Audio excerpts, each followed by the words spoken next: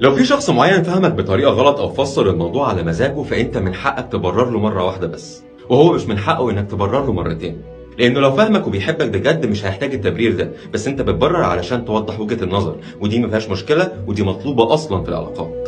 وده لأنه في حالة إن هو لو عارف قصدك كويس بس بيستعبط علشان بيتلذذ بإنه يشوفك بتحاول تبرر له كتير، ويتفاجئ قدام قوة شخصيتك وثقتك بنفسك إنك ما بررتش مرة تانية، وده هيخليه ما عندهوش ميل إن هو يكرر الحركة دي تاني معاك، أو لو كررها تاني مش هتبقى بنفس القوة لأنك واثق بنفسك قدامه، والموضوع متفاوت ما بين شخص والتاني على حسب أنماطهم الشخصية. ولو في حالة إن هو فعلا زعلان وفهمك غلط، عدم تبريرك الزياده والمستمر هو ده اللي هيخليه يراجع نفسه ويطلع الجانب العقلاني اكتر، لانك طول ما انت بتبرر الشخص اللي قدامك هيطمن، ففي كلتا الحالتين انت المستفيد، وكمان هتلاقي ثقتك بنفسك بتزيد بشكل ملحوظ في مختلف المواقف مش بس في الموقف ده.